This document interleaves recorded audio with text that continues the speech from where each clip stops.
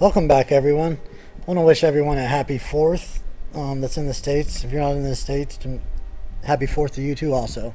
But this video is going to be about how to set up your Hive for this Alliance campaign.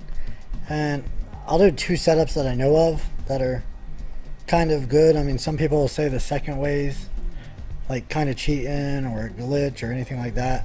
But I mean, I don't know. It's more of a tactic than anything. I actually like it. I wish I was actually next to the edge of the forest for it right now, but it is what it is. But on the 4th, the system actually did say happy 4th to everyone in the States, which I was actually surprised with, as this game is actually based out of China. So I was actually surprised to see they actually cared enough to actually send this out for us. And they got the years right, 242 years old. So that's that. But onto the Alliance campaign setup. I'm not in my Alliance still yet. I'm still messing around with my farms. But right now, what do we have left? 1 day, 3 hours till I gotta sign up. So if you're gonna do this setup, if you're already signed up, I'm not sure how this is gonna work. If you tear them down now and rebuild them, do they count or not? But I know before you sign up, have all your buildings built, because I'm afraid if they're not built, they're not going to be allowed to be given the items for your points. But the way I did it is I went ahead and set up the fortress, I set up the strat center, and I set up all 4 towers right next to me. I'm the only person in my hive that has T10 or T11. I got a few gold castles and stuff like that. Not many. I'm actually a smaller alliance out of the whole kingdom. As you can see, I'll show you on the leaderboards. I think we're in 8th right now, and I haven't even kicked the farms yet.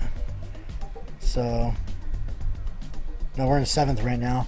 I should probably go down to 8th once I kick our farms, or I'm hoping to, maybe 9th.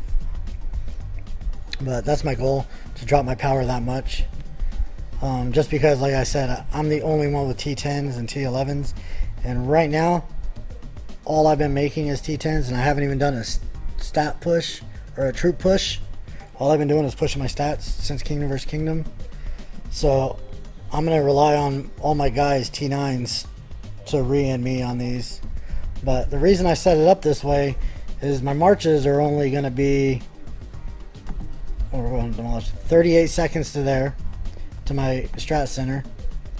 Fortress will be 25 seconds. The 2 towers up front will be 25 seconds. This one should be 25 also. 25. And my back towers are 38 seconds. Where our towers are normally placed, we place them on the outside, like right here where real GPR is. Right here in this corner, right there in that corner, and right there in that corner. And those marches would have taken me 1 minute and 38 seconds to get there. Well, I'm not trying to spend a ton of gold on this event, and I'm not really trying to waste speed ups on sending them there. They recall, I recall after I wasted gold to speed them there. So I'm hoping this way will save me some gold during this event, because I'm really not trying to spend a lot of gold, because I'm only up to 120,000 right now, 130,000 gold right now.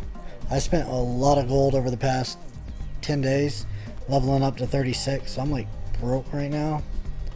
But that's one way to set it up. I mean, if you got some more T10s and stuff, more C30s, go ahead and set your C30s and stuff around these also. That way everybody has the shortest march possible to these. Keep your gold castles, anybody that's actually going to be active during the event, try to get them around your alliance buildings.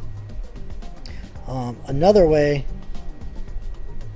that, if you're next to a forest, I was telling like DNT to do, they're over here.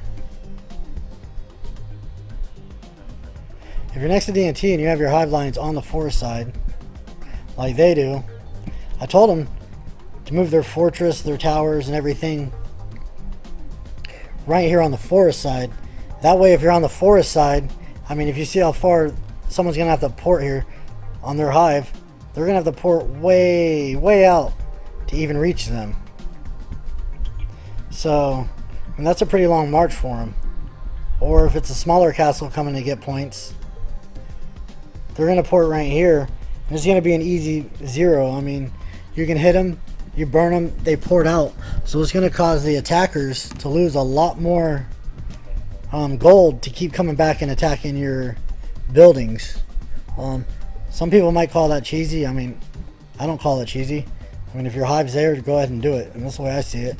My hive used to be on the forest side, but I actually moved it away just because of RSS tiles and so many hives around it. And I just told everybody not to build on my side, that I wanted that side for level 7 RSS tiles. So that's the main reason I moved off the forest side, was just to have more tiles for my alliance members and myself that were level 7s. But this is another good option too that you can take. But that's really the only 2 ways I can think of off the top of my head right now on what are some good defenses. Like I said, the way I set up where they're all close, do the same thing where they're all close to you on the forest side. That way when they port in on the forest, you can burn them and they get ported out of the forest. So they'll have to spend another 2k gold to port back there. I mean, after so many hits, I mean, somebody's just gonna say, you know what, forget this, let's go attack one of the 6 other kingdoms that we're fighting, and they might just leave you alone just because of that one reason. So I mean, it might help you keep yours, and if you got a good attack team and a good defense team, you can be taking a little bit of points here and there, and before you know it, it'll just slowly climb up. You might not get first that way, I mean, but you might get second or third playing that route. But yeah, that's it, guys. Make sure to hit that like button. Make sure to hit that share button also. Join my Discord channel if you ever want to chat or just say hey. Until the next video, guys. Later, and happy 4th.